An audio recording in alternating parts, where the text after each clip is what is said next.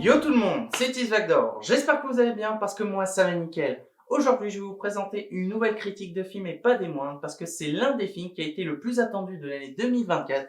De toute façon, vous avez deviné de quoi on va parler aujourd'hui à l'aide du fond, de la miniature de cette vidéo, du titre, mais surtout des différentes annonces que je peux vous faire.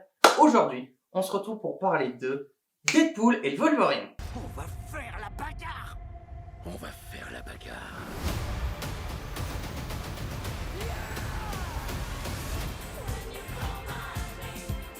Deadpool et Wolverine est un film d'action et de comédie sorti le 24 juillet 2024 et réalisé par Sean Levy. Pour ceux qui ne le connaissent pas, je vous l'avais déjà présenté il y a quelques temps sur ma chaîne pour avoir été le réalisateur de Free Guy. D'ailleurs, si ça vous intéresse, ma critique elle est aussi dans la description comme toutes les critiques que je fais sur cette chaîne. Mais hors de ça, il est aussi connu pour avoir fait Adams à travers le temps, Real Steel, ainsi que la trilogie La Nuit au musée. Comme à chaque fois, je vais d'abord vous faire un résumé du film, puis après je vais vous donner mon avis dans l'ensemble.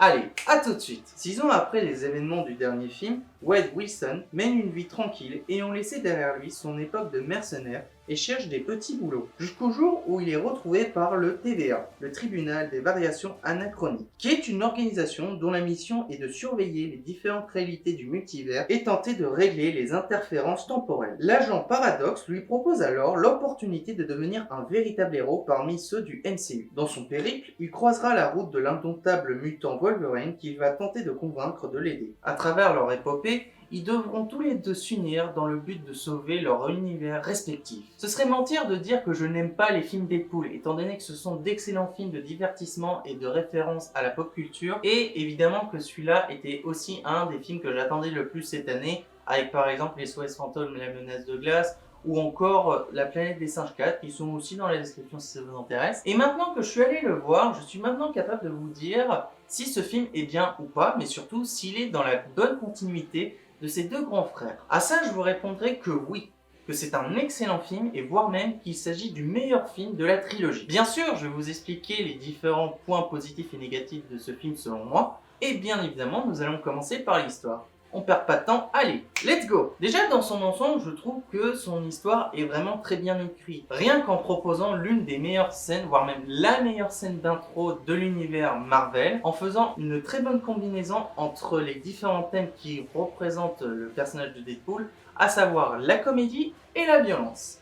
Mais au-delà de ces thèmes de violence et de comédie, le film propose aussi des thèmes profonds qui fait que ce film n'est pas juste un défouloir sans queue ni tête. Mais surtout qu'il s'agit aussi d'un film certes de grand divertissement, mais qui propose aussi une histoire profonde avec un développement de personnages très attachant pour lequel on a beaucoup d'empathie envers eux. Sans compter que le film est vraiment très bien rythmé, proposant de multiples références à la pop culture et au genre de super-héros qui permettent de passer un excellent moment sans que ce soit indigeste. Sans compter que ce film suit la ligne directrice de ses deux grands frères précédents, étant donné que le personnage de Deadpool est un excellent personnage d'humour et de défouloir. J'adore la manière dont il arrive à briser le quatrième mur dans lequel il communique littéralement avec nous, ce qui est aussi le cas dans celui-là, voire même encore plus que dans les précédents films. Il y a peut-être un défaut qui va déplaire certains. En fait, pour certains, ils ont trouvé qu'il n'y avait pas vraiment de lien avec l'idée du multivers en fait. Ce qui fait qu'on ne sait pas où vraiment placer ce film dans l'histoire de Marvel. Alors bien sûr, je développerai ce point dans la zone de spoil parce que c'est un élément qui me semble important à préciser et j'aimerais pas vous gâcher le plaisir d'aller voir ce film. Mais dans l'ensemble, le film a une très bonne structure, proposant une dynamique excellente, faisant une très bonne combinaison entre la comédie, la violence et aussi les différents thèmes de développement qui fait que on a beaucoup d'empathie et d'intérêt pour les personnages qu'on suit, à savoir Deadpool et Wolverine. Et ce succès n'est pas que sur l'histoire, on peut aussi le dédier sur sa qualité visuelle. J'ai trouvé que le film était très beau visuellement. Vraiment, il y a eu un effort artistique très satisfaisant. Bon, bien sûr, on est vraiment très différent à un point de vue artistique de, par exemple, Dune 2 qui poussait les choses à l'extrême. Mais là, on a quand même une idée assez proche et assez précise du multivers, mais surtout de l'univers Marvel, et surtout qu'on redresse un peu le tir sur les différents films qu'il y a eu de Marvel, étant donné que oui, depuis quelques temps, les films Marvel commencent à être de moins en moins bien. Il y en a certains qui sortent du lot, comme les Gardiens de la Galaxie 3, qui est aussi une critique que j'ai fait pour ma chaîne YouTube, mais à part ce film-là, il n'y en a pas eu beaucoup qui avaient une qualité visuelle quand même très appréciable, voire même excellente. Mais pour le cas de ce film, comme je l'ai dit, il redresse le tir sur le genre du super-héros, mais aussi sur la boîte de production Marvel. J'avais pas vu un film aussi bien fait depuis longtemps. Je vois pas vraiment de défaut à ce film. Bon, bien sûr, c'est un film de super-héros. Bon, bien sûr, c'est pas un film qui plaira à tout le monde.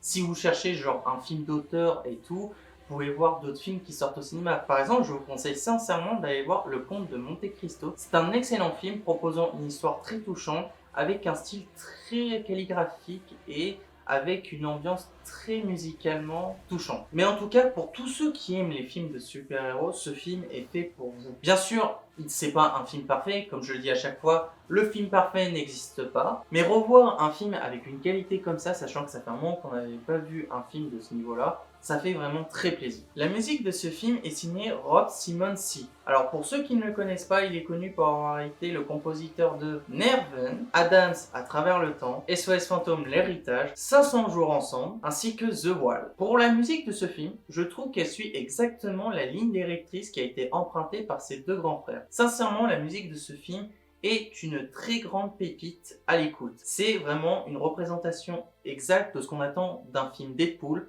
proposant différentes compositions musicales qui font à la fois l'excellent divertissement de ce film, mais aussi permet de mettre en place le développement des différents thèmes profonds sur l'évolution des personnages. Rien que la scène d'intro est tout simplement jouissif et extrêmement satisfaisant. Sincèrement, j'ai passé un excellent moment dessus. Cette scène d'intro, c'est ce que j'attends d'un film Marvel. Un film d'action proposant une touche de comédie pas du tout indigeste, et avec une musique vraiment très appréciable. En fait, il y a une très bonne combinaison avec les musiques qui racontent pour le développement de Deadpool et de Wolverine, mais aussi un excellent mélange avec les différentes musiques qui habillent pour les différentes scènes d'action qui sont très appréciables. Maintenant, nous allons rentrer dans une zone de spoil, donc pour tous ceux qui ne veulent pas se faire spoil, je vous invite à aller vers ce timecode et on se retrouve juste après. Allez, à tout de suite. Dans cette zone de spoil, je vais vous préciser un point que j'ai entendu parler de droite à gauche pour les différents fans des films Marvel, à savoir que ce film est très bien dans l'ensemble, mais qu'il ne faisait pas du tout avancer l'histoire du multivers. Et de ce point de vue-là, je suis pas du tout d'accord. C'est-à-dire que, en effet, du point de vue extérieur, c'est un film assez particulier, surtout plus un film de divertissement avec les thèmes de profondeur comme j'ai précisé. Mais si on creuse un peu plus le sujet, on comprend très vite que ce film montre bien plus ce qu'il paraît. Un élément qui pourrait sauter inaperçu dans ce film, c'est qu'il y a beaucoup de références et de hommages à la 20th Century Fox, surtout avec l'univers des X-Men. Mais si vous regardez de plus près, on constate surtout que l'univers X-Men est surtout représenté par Wolverine, bien sûr, hein, c'est le personnage principal avec Deadpool, mais aussi seulement par des méchants secondaires de l'univers X-Men. On a pu voir aussi d'autres personnages de l'univers Marvel, mais pas de l'univers X-Men. On n'a pas vu des personnages comme le professeur Xavier, le Fauve, Mystique, Tornade ou encore Cyclope. On n'a vu aucun de ces personnages. Et en réfléchissant à ça, et surtout en découvrant la vidéo d'une autre personne que je vous recommanderais d'aller voir parce que je trouve qu'il explique beaucoup mieux que moi, en fait c'est plus une théorie qu'un fait fondé. C'est-à-dire que les personnages que j'ai cités sont plus des personnages avec une très grande importance. Bon, bien sûr, Wolverine, c'est aussi une importance. Là n'est pas la question. Ce que je veux dire, c'est qu'ils ont laissé que Wolverine pour ce rôle, étant donné que les X-Men pourraient avoir une autre importance pour les prochains films Marvel. Sachant que, par exemple, à la fin de The Marvel, qui est sorti l'année dernière, on a pu voir une scène où on voit Monica qui a atterri dans un autre univers et qui est avec le faux, possédant un design à l'ancienne, plus précisément de la version X-Men de 1997. Sachant qu'en plus, il y a Secret Wars qui va sortir, qui est le prochain gros film Marvel, et qui pourrait peut-être proposer un univers dans lequel on pourrait avoir une confrontation entre l'univers de Marvel et l'univers X-Men. C'est un fait que je trouve très intéressant, mais j'ai du mal un peu à vous préciser les différents détails. Donc je vous invite à aller voir la théorie de Kevin Buka, qui est la personne pour laquelle j'ai pu étudier ce fait. Je trouve que c'est une personne qui a des arguments plutôt très convaincants et qui pourrait vraiment très bien marcher avec l'univers de Marvel. C'est pas un argument de pointe, c'est pas un fait qui va confirmer ça, c'est plus une théorie. Mais en prenant en compte cette théorie et en la mettant en place dans ce film, je trouve que ce film, c'est un film qui fait avancer l'histoire du multivers plus qu'on le pense. Maintenant que nous avons quitté la zone de spoil, je vais vous présenter les personnages. Alors comme je l'ai dit un peu plus tôt dans la critique, il y a aussi de multiples références et de caméos à l'univers des super-héros, mais je les préciserai pas ici, étant donné que c'est plus à vous de les découvrir, j'ai envie de vous laisser la surprise, mais surtout aussi parce que j'ai envie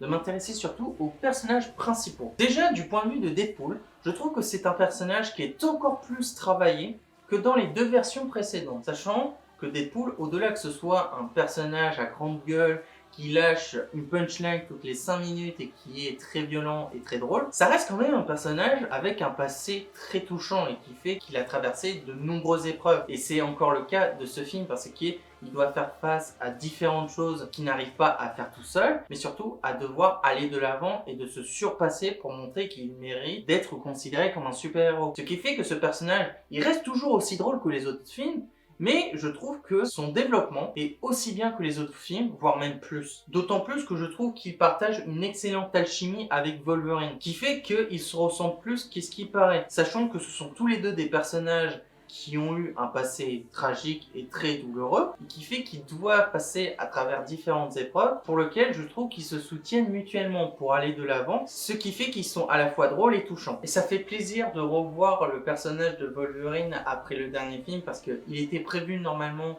que Wolverine ne réapparaissait plus au cinéma. Enfin, pouvait réapparaître, mais pas avec l'acteur Hugh Jackman. Pour ceux qui connaissent les films X-Men, vous voyez très bien où je veux en venir. Mais en dehors de ces deux personnages que je trouve excellents, pour les autres, par exemple, le grand méchant, je trouve que le grand méchant, il est très menaçant, mais je trouve qu'il reste dans la catégorie des méchants moyens. C'est-à-dire que je le trouve pas marquant ou profond que ce qu'on a pu avoir avec Ultron, Loki ou encore Thanos. En fait, le défaut des films Marvel, c'est qu'il y a très peu de films Marvel qui arrivent à proposer un antagoniste profond et bien écrit. Je dis pas qu'il est imposant, je dis pas qu'il est mal écrit. Je trouve juste qu'il est dans la catégorie moyen des méchants qu'on a pu avoir dans l'univers Marvel. Et encore, dites-vous qu'il y a des méchants aussi qui sont nuls, et voire même inexistants. Ce qui fait que ce méchant, je trouve qu'il a de l'intérêt, je trouve qu'il y a des idées avec ce personnage, mais qui est une chose qu'on ne pourra jamais savoir, étant donné qu'ils n'ont pas réussi à assez bien le développer. Et ce qui est dommage. Et pour le reste des autres acteurs, plus en tant que personnage secondaire, il y en a certains qui sont très bien et qui font aussi avancer l'histoire. Il y en a d'autres qui sont pas intéressants, voire même qui n'ont pas d'intérêt. Je vais pas développer plus sur leurs détails, étant donné que pour certains, ils n'ont pas beaucoup de scènes. Le casting de ce film est de 3 étoiles et demie sur 5. Il y a beaucoup d'acteurs qui sont très bien, et certains que j'apprécie beaucoup, et d'autres moyens, et d'autres quand même assez intéressants, qui pourraient avoir un bon développement et une bonne continuité aux différents films qui pourront jouer à l'avenir. Pour commencer, nous avons la présence de Ryan Reynolds, qui est bien sûr connu pour être le Deadpool de la trilogie Deadpool, mais hors de ça, il est aussi connu pour avoir joué dans Free Guy, Green Lantern, Adams à travers le temps, Six Underground, Fast and Furious Hobbs et Shaw, Les Croods 1 et 2, Red Notice, Life Origin Inconnue, Bullet Train, Détective Pikachu, et il a joué récemment dans Blue et compagnie. Hugh Jackman, alors pour ceux qui ne le connaissent pas, il est bien évidemment connu pour être le Wolverine de l'univers X-Men. Alors, je préciserai pas tous les films qu'il a joué parce qu'il a joué dans beaucoup de films X-Men, mais j'aimerais bien vous préciser 3 films dans lesquels il a joué qui sont selon moi les 3 meilleurs pour lesquels il a joué, à savoir X-Men Origin Wolverine, X-Men Days of the Future Past et Logan. Hors de ça, il est connu aussi pour avoir joué dans Free Guy, Real Steel, The Greatest Showman, Van Helsing, La Nuit au Musée 3, Souris City, Les 5 légendes, ainsi que Chappie. Emma Corrin, pour ceux qui ne la connaissent pas, elle est connue pour avoir joué dans My Policeman, Un meurtre au bout du monde, et il est prévu qu'elle joue aussi cette année dans Nosferatu. Matthew McFadyen, alors désolé pour la prononciation, mais pour ceux qui ne le connaissent pas, il est connu pour avoir joué dans Orgueil et Préjugés, Robin des Bois, ainsi que Joyeuse Funérailles. Daphne Keane, désolé pour la prononciation. Pour ceux qui ne la connaissent pas, elle est connue pour avoir joué dans Anna, Les Nouveaux Mutants, ainsi que Logan. Morena Baccarin, désolé pour la prononciation. Pour ceux qui ne la connaissent pas, elle est bien sûr connue pour avoir joué dans la trilogie Deadpool, mais hors de ça, elle est aussi connue pour avoir joué dans La Maison Good, dans la série Gotham, ainsi que dans le film Greenland. Rob Delaney, désolé pour la prononciation. Hors de ce film-là, il est connu pour avoir joué dans le deuxième Deadpool. Maman, j'ai raté l'avion, ça recommence. Mission Impossible 7 d'Ed Reckoning et Argyle, qui sont tous les deux des films pour lesquels j'ai fait une critique. Si vous voulez la voir, elles sont tous les deux dans la description. Ron débloque, Tom et Jerry sorti en 2021, La Maison Good, ainsi que La Nuit d'Orion. Donc, pour conclure, qu'est-ce qu'on peut penser de Deadpool et Wolverine? En fait, je trouve que ce film est vraiment ce qu'on attend d'un film Marvel. Comme j'ai pu le dire tout au long de la critique, j'ai pas vu beaucoup de défauts de ce film étant donné que c'est un film qui est très bien. Hors de l'aspect d'histoire que j'ai pu préciser, c'est quand même un film que je trouve très intéressant, qui fait développer l'histoire de Marvel et qui fait qu'on pourrait avoir quand même beaucoup de belles surprises avec le personnage de Deadpool et de Wolverine dans l'univers du MCU. Ce qui fait que pour moi, Deadpool et Wolverine est un film qui mérite la note de 19,5 sur 20 pour nous avoir représenté une histoire qui respecte la pop culture ainsi que du personnage de Deadpool tout en nous proposant quand même un film très satisfaisant, à la fois drôle que profond. Voilà les amis, c'est la fin de cette vidéo, j'espère que ça vous aura plu. N'hésitez pas à me dire dans les commentaires ce que vous avez pensé de cette vidéo, mais également donnez-moi des conseils de films ou de séries à faire en critique ou d'autres concepts de vidéos si vous voulez voir autre chose un jour sur cette chaîne, voire même d'autres choses si vous voulez voir d'autres let's play, voire d'autres critiques sur la chaîne. Mais en attendant, je vous invite surtout à vous abonner à ma chaîne, ce sera un énorme soutien pour moi, de liker si vidéo de les autres et de partager ma chaîne avec vos amis, avec votre famille ou avec qui vous voulez. On se retrouve très vite pour une prochaine vidéo critique, réaction ou jeu vidéo. Et sur ce, je vous dis à la prochaine et salut. Bye.